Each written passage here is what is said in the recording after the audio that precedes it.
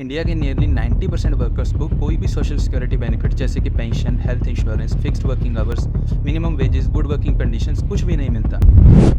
ई श्रम पोर्टल के डाटा के according 94% of informal workers earn less than 10,000 a month and a major chunk even earns less than 5,000। ऐसे क्या measures लिए China ने पिछले 3 दशकों में, और यूएसए, जापान ने, इन सब ने कैसे अपनी इकॉनमी को फॉर्मलाइज किया? हेलो एवरीवन, इमेजिन करिए एक दुनिया जहां ओवर 90% ऑफ वर्कफोर्स बिना किसी बेसिक राइट और सोशल प्रोटेक्शंस के काम करती है। इंडिया में ये इमेजिनरी नहीं है, इट इज़ रियलिटी है।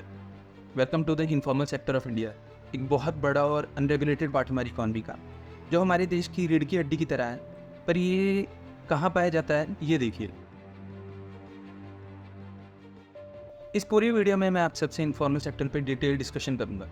मैं आपको बताऊंगा कि इंडियन गवर्नमेंट इनफॉर्मल सेक्टर को कम करने के लिए क्या मेजर्स ले रही है, और other major countries like USA, Japan, China ने क्या क्या मेजर्स लिए, और सबसे इंपॉर्टेंट कि इंडिया ने जो मेजर्स लिए हैं उनका ग्राउंड लेवल पे क्या इम्पैक्ट रहा, ये मैं डिस्कस करूँगा। So let's start. Now most of you will be curious to know कि ये इनफॉर्मल सेक्टर है क्या। इनफॉर्मल सेक्टर यानी वो एंटरप्राइजेस या कंपनी जो रजिस्टर्ड नहीं है, जहाँ एम्प्लॉयर सोशल सिक्योरिटी बेनिफिट जैसे कि हेल्थ इंश्योरेंस, पेंशन बेनिफिट्स नहीं देते, और ना ही कंपनीज कोई गवर्नमेंट रूल फॉलो करती है। वर्कर्स के लिए कोई fix daily hours, paid holidays या मिनिमम वेजेस का कोई कंसेप्ट ही नहीं होता। ये सेक्टर ना ही टैक्स भरता है और ना ही इसे मॉनिटर किया जाता है। Organisation of economic cooperation and development के अकॉर्डिंग अगर आपका employment relationship national labour laws, income taxation या सोशल प्रोटेक्शन से बाहर है, तो वो इनफॉर्मल जॉब कहलाती है।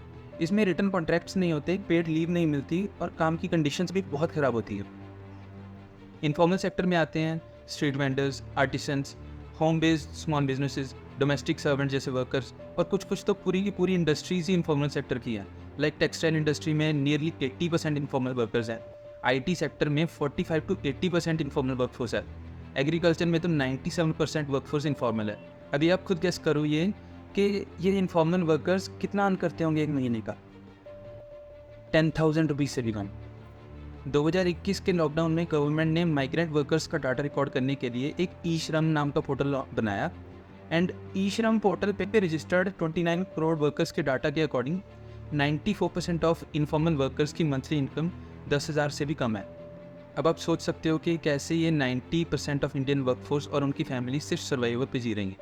उनके पास एम्प्लॉयर्स की तरफ से कोई हेल्थ इंश्योरेंस बेनिफिट्स नहीं है, कोई भी पेंशन बेनिफिट, पेड लीव्स नहीं है, और इवन संडे की भी छुट्टी नहीं मिलती कहीं। लोगों को बिना किसी नोटिस पीरियड के काम से निकाल दिया जाता है।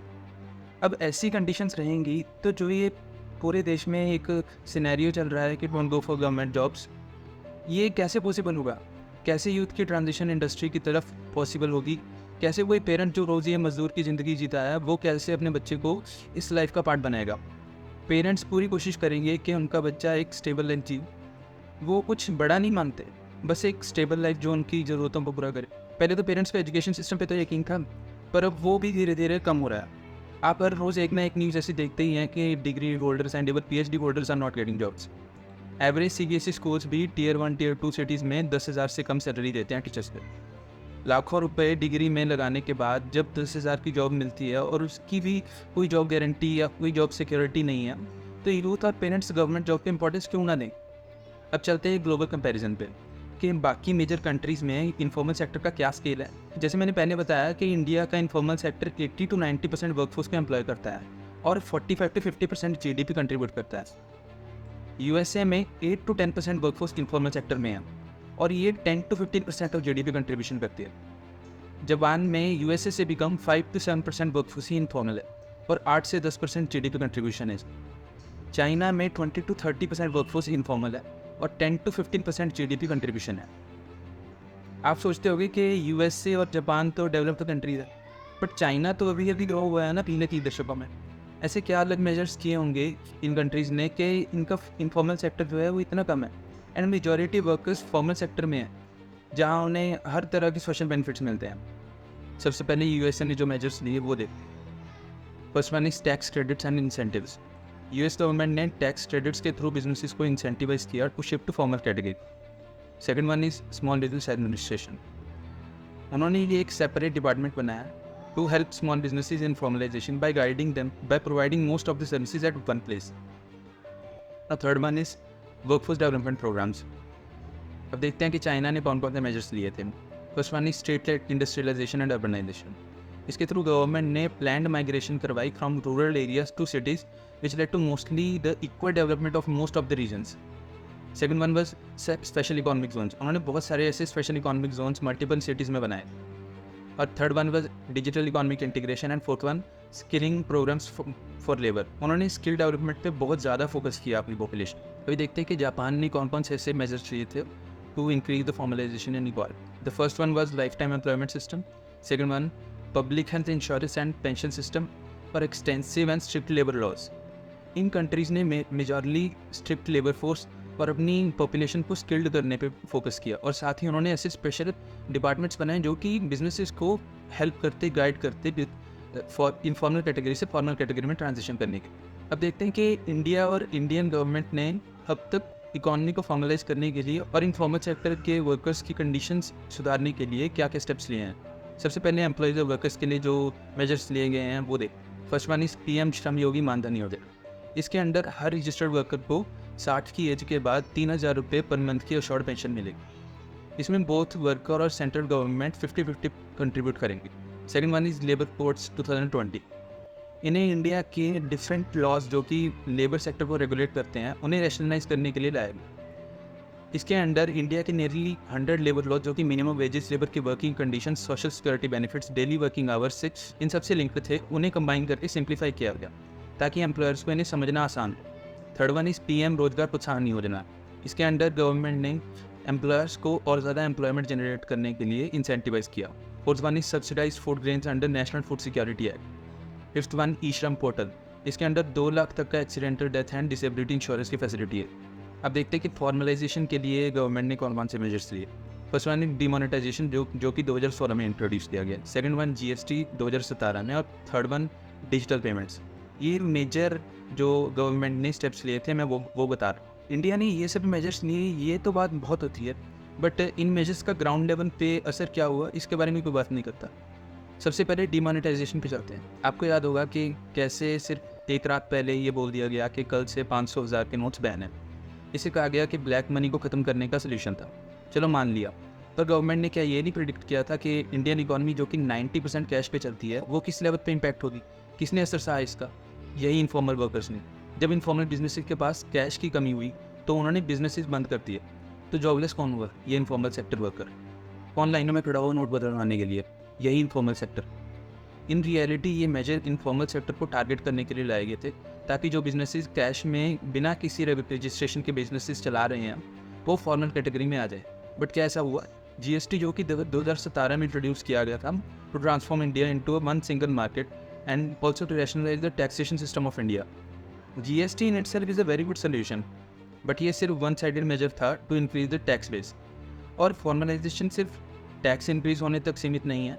ग्राउंड लेवल पे एम्प्लॉयज़ को सोशल सिक्योरिटी बेनिफिट्स मिले, ये भी गवर्नमेंट को ही इंश्योर करना है। गवर्नमेंट की ही ये रिस्पॉन्सिबिलिटी है। इन मेजर्स से देश का GST टैक्स रेवेन्यू ये तो ज़रूर बढ़ा, पर इनफॉर्मल बिजनेसेस के लिए इस न्यू टैक्सेशन सिस्टम को अडॉप्ट करना ईजी नहीं रहा। Ministry of Statistics and Programme Implementation के annual survey of unincorporated sector enterprises के अकॉर्डिंग इन सब मेजर्स के बावजूद लॉकडाउन के बाद अब दोबारा इनफॉर्मल बिजनेसेस जो हैं वो बढ़ रहे हैं। इस सर्वे के डाटा ने शो किया कि अनइनकॉर्पोरेटेड सेक्टर एंटरप्राइजेस जो कि 2015-16 में 6.33 करोड़ थी वो 2022-23 में दोबारा बढ़कर 6.50 करोड़ हो गई। तो इसका मतलब ग्राउंड लेवल पे जो चेंजेस आने चाहिए थे वो नहीं आ पाए। आज भी इनफॉर्मल सेक्टर उतना ही बढ़ा है एंड इवन इंक्रीज ही हुआ है। अभी प्रेजेंट स्टेज पे इनफॉर्मल सेक्टर एक नेसेसिटी की तरह है, क्योंकि अनरजिस्टर्ड कंपनीज ही इंडिया की अनस्किल्ड वर्कफोर्स को जॉब देते हैं। और जब भी ऐसे GST डिमोनेटाइजेशन जैसे मेजर्स लाए जाते हैं तो इन अनस्किल्ड लोगों को फॉर्मल सेक्टर में जॉब नहीं मिलती और इनकी कंडीशन जो पहले से ही बहुत बुरी है वो और भी बदतर हो जाती है। अब डिस्कस करते हैं कि अगर इंडिया का ये इनफॉर्मल सेक्टर इसी स्केल पे रहा तो इंडिया फ्यूचर में कैसा होगा और इंडिया क्या लूज़ कर सकता है। फर्स्ट वन इज इंडिया को जो डेवलप्ड कंट्री बनाने का हमारा सपना ये आगे 100 साल तक और इम्पॉसिबल होगा। वर्ल्ड बैंक की वर्ल्ड डेवलपमेंट रिपोर्ट 2024 के अकॉर्डिंग इंडिया को USA की पर कैपिटा इनकम के 1/4 हिस्से तक पहुंचने में और 75 साल लगेंगे, और चाइना को सिर्फ 10 साल और इंडोनेशिया 70 साल में उस लेवल तक पहुंच जाएगा। सेकंड वन इज ये 5 ट्रिलियन GDP का जो ड्रीम है ये जरूर पॉसिबल हो जाएगा, पर क्या इसका मेजर शेयर ये इतनी बड़ी पॉपुलेशन को मिल पाएगा या ये सिर्फ टॉप 1% को मिलेगा। Third one is demographic dividend. ये इंडिया का एक मिलेनियम एडवांटेज कंसिडर किया जा रहा है, पर क्या इसका बेहतर यूज़ किया जा रहा है? जब 90% ऑफ वर्कफोर्स जो सिर्फ 50% ऑफ जीडीपी में कंट्रीब्यूट कर रही है, तो ये एफिशिएंट और प्रोडक्टिव तो किसी साइड से नहीं है। गवर्नमेंट के लाए हुए फॉर्मलाइजेशन सोल्यूशंस क्यों वर्क नहीं कर पा रहे? क्योंकि हमारी पॉपुलेशन जो है वो स्किल्ड ही नहीं है। ऐसे केस में गवर्नमेंट चाहे जितने मर्जी एंटरप्रेन्योरशिप के इनिशिएटिव्स ले आए, पर उनका ग्राउंड लेवल पे जो इम्पैक्ट है वो मिनिस्कल ही रहेगा। Third one is laser tax revenue. जब तक देश की इकॉनमी का इतना बड़ा हिस्सा टैक्स ब्रैकेट से बाहर रहेगा, तो गवर्नमेंट के पास भी उतना ही कम रेवेन्यू होगा। तो इसकी वजह से टैक्सेशन का सारा बोझ वो 10% फॉर्मल कैटेगरी और मिडिल क्लास फैमिलीज पे पड़ेगा। मतलब अच्छे दिन तो किसी के नहीं आने वाले, ये श्योरिटी है। Last one is rising living costs. RBI की मॉनेटरी पॉलिसी के अकॉर्डिंग हर साल 2 से 6% तक इन्फ्लेशन होती है, पर ये यूजुअली 6% से भी ज़्यादा ही रहती है। पर क्या इसी रेट्स पे सैलरी के इंक्रीमेंट्स की प्रोविज़न है कोई? क्योंकि लोगों की जो सैलरीज हैं वो पीछे को जा रही हैं और बेसिक नेसेसिटीज़ के प्राइसेस वो आसमान छू रहे हैं। इन सब इश्यूज़ को देखते हुए एक क्वेश्चन उठाना बनता है कि इंडिया में जो भी ये फॉर्मलाइजेशन के मेजर्स लाए जाते हैं, और उसके अलावा भी और कई मेजर्स जैसे कि अभी कुछ टाइम पहले फार्म लॉज लाए गए थे, क्या इन्हें लाने से पहले गवर्नमेंट ग्राउंड रियलिटी चेक नहीं करती? क्या गवर्नमेंट रिस्क प्रिडिक्शन नहीं करती, या गवर्नमेंट सर्वे नहीं करती, या डाटा कलेक्ट नहीं करती? क्योंकि ऐसे आफ्टर इफेक्ट्स जैसे हमने देखे हैं और इवन इंडस्ट्री बैकलेस जो हम देखते हैं, इससे तो बिल्कुल नहीं लगता कि हमारी गवर्नमेंट ने इतने बड़े बड़े मेजर्स लाने से पहले जो स्टेक होल्डर्स हैं उनसे कंसल्ट किया हुआ। एक और इम्पॉर्टेंट पॉइंट को समझना बहुत ज़रूरी है। इंडिया का ये जो इन्फॉर्मल सेक्टर है, ये लगभग 90% वर्कफोर्स का एम्प्लॉय करता है। ये इन्फॉर्मल सेक्टर अनएजुकेटेड और अनस्किल्ड लेबर फोर्स के लिए एक लाइफलाइन की तरह है।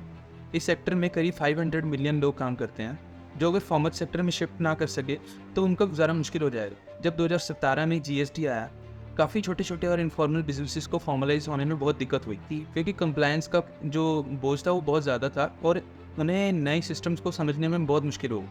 और गवर्नमेंट ने कोई भी सेपरेट एजेंसी नहीं बनाई थी जो कि इन बिजनेसेस को इन्फॉर्मल से फॉर्मल में स्मूथली शिफ्ट होने में हेल्प करती। ऐसे केस में अगर इन्फॉर्मल इकॉनमी को ज़बरदस्ती फॉर्मलाइज करने की कोशिश की गई ये डिमोनेटाइजेशन और जीएसटी जैसे और मेजर्स के थ्रू, तो ये सोशल पॉलिटिकल बैकलैश को इन्वाइट कर सकता है और ये इनफॉर्मल जो अपनी लेबर है इनकी कंडीशन को और भी बुरी कर सकता है। इसलिए ज़रूरी है कि फॉर्मलाइजेशन का प्रोसेस स्मूथ हो और एनकरेजमेंट के साथ हो, ना कि पनिशमेंट और सर्वेलेंस के through by measures of this demonetisation and GST. Formalisation का असली एम होना चाहिए कि इंडिविजुअल्स और फर्म्स की ग्रोथ को प्रमोट करना। ये बहुत ज़रूरी है इंश्योर करना कि वर्कर्स को सारे social security benefits like pension, fixed working hours, better working conditions और सबसे बड़ी ज़रूरत डिग्निटी मिले। वो सम्मान मिले जो कि फ्री राशन देने से, फ्री इलेक्ट्रिसिटी देने से नहीं मिलते, बल्कि लोगों को स्किल्ड बनाने से, उन्हें कैपेबल बनाने से वो डिग्निटी मिलती है। गवर्नमेंट ने भी जो मेजर्स लिए हैं एंड जो social security schemes and laws बनाए हैं, इन्हें भी पूरी तरह से यूजलेस कहना गलत होगा। यहाँ ज़्यादा बड़ा इशू इम्प्लीमेंटेशन का है। मेजॉरिटी पॉपुलेशन को पता ही नहीं कि उनके लिए क्या क्या स्कीम्स बनाई गई हैं, क्योंकि इसकी डिटेल्स कहीं एक जगह से नहीं मिलती, और बजाय कि एक सिंगल प्लेटफॉर्म पे सारी सर्विसेज अवेलेबल कराने के हर न्यू स्कीम पे एक नया पोर्टल लॉन्च किया जाता है। साथ ही ग्राउंड लेवल पे करप्ट लोकल ऑफिसर्स और ये लोकल इनफॉर्मल जो बिजनेस ओनर्स हैं, इनके नेक्सस का भी एक बड़ा इशू है। लोकल गवर्नमेंट्स में करप्शन की वजह से कई इनफॉर्मल बिजनेसेस जो कि एक बड़े स्केल पे हैं ऑलरेडी, बट स्टिल वो वर्कर्स को उनके सोशल सिक्योरिटी बेनिफिट्स नहीं देते एंड ना ही वो टैक्स भरते हैं। टेक्सटाइल इंडस्ट्री और कंस्ट्रक्शन सेक्टर में तो ये बहुत ही ज़्यादा प्रेवलेंट है। वर्कर्स भी ऐसे बिजनेसेस के अगेंस्ट कंप्लेंट करने से डरते हैं, क्योंकि उन्हें पता है कि अगर उन्होंने कंप्लेंट करी तो बिजनेसेस पे कोई इम्पैक्ट आएगा या नहीं, इसकी तो कोई श्योरिटी नहीं है, बट उनकी जॉब जाएगी इसकी ज़रूर श्योरिटी है, और उन्हें दोबारा कोई काम पे भी नहीं रखेगा। आई होप कि आप सभी इस वीडियो के inherent issue the vast informal sector of India और इसकी रियलिटीज़ के बारे में अब अच्छे से समझ गए हैं। अगर आपको ये वीडियो अच्छी लगी then please hit a like and share this video to as many people as you can, because increasing the awareness of every citizen is currently the only vaccine to solve the real issues of our country. If you want to see more such videos, please subscribe to my channel, The Social Door. We will meet in the next video with another important issue. Till then, namaste.